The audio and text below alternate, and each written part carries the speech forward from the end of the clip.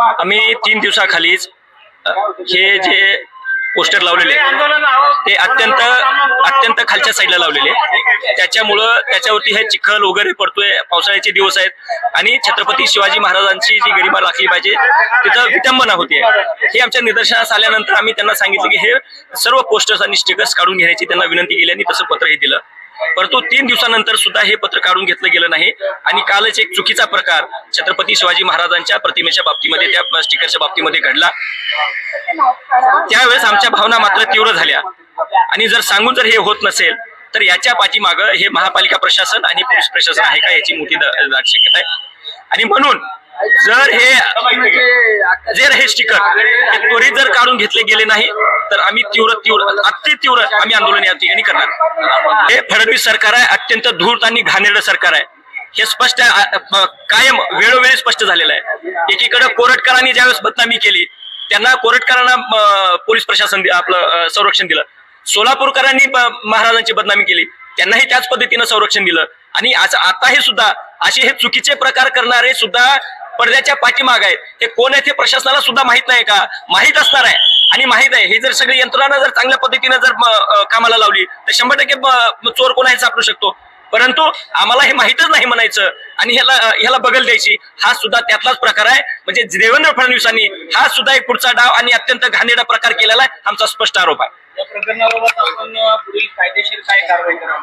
या प्रकरणात तर कायदेशीर कारवाई करूच, परंतु अधिकाऱ्यांना सुद्धा याचे फळ भोगावे लागणार आहेत आणि या मंत्र्यांना सुद्धा या प्रकाराचे फळ त्यांना भोगावे लागणार आहे। छत्रपती शिवाजी महाराज आणि मुख्यमंत्री देवेंद्र फडणवीस यांचं जे काही त्या ठिकाणी पोस्टर लावलेलं आहे ते इतके वाईट परिस्थितीमध्ये आहे की भुयारी मार्ग आणि उड्डाणपूल याच्या खालच्या भागामध्ये लावल्यामुळं त्या ठिकाणी चिखल मोठ्या प्रमाणात त्यामध्ये उडतोय, तसेच त्या ठिकाणी मोठ्या प्रमाणात घाण पाणी उडतंय, काही ठिकाणी गुटखा माणिकचंद खाऊन त्या ठिकाणी थुकलं जाते।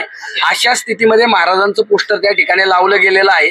16 तारखेला महानगरपालिकेचे आयुक्त शेखर सिंह आणि पोलीस आयुक्त विनयकुमार चौबे यांना या संदर्भात मेलच्या द्वारे देखील आणि प्रत्यक्ष पत्र देखील देऊन आम्ही तक्रार केली। त्या संदर्भात या ठिकाणचे उपायुक्त लोणकर साहेब यांनी संबंधित क्षेत्रीय अधिकाऱ्यांना कर्मचाऱ्यांना तशा प्रकारचे आदेश दिलेत आणि ते 16-17 तारखेला सगळे पोस्टर निघतील अशा प्रकारचं अभिवचन आम्हाला दिलं। मात्र प्रत्यक्षात ते पोस्टर आहे तसेच आहेत आणि आजही छत्रपती शिवरायांची त्या ठिकाणी विटंबना होते। छत्रपती मुख्यमंत्री देवेंद्र फडणवीसांनी त्यांचे पंतप्रधान नरेंद्र मोदी, अमित शहा, त्यांचे इतर नेत्यांचे पोस्टर असते तर आम्हाला त्याचं काही देणं घेणं नव्हतं। मात्र महाराष्ट्राची अस्मिता, महाराष्ट्राचा स्वाभिमान, युग प्रवर्तक छत्रपती शिवरायांचं पोस्टर ते आहे आणि ते पोस्टर सगळे जे लागलेले आहेत ते सगळे पोस्टर अनधिकृत आहेत, इनलिगल आहेत। महापालिकेने ते मान्य केलेलं आहे।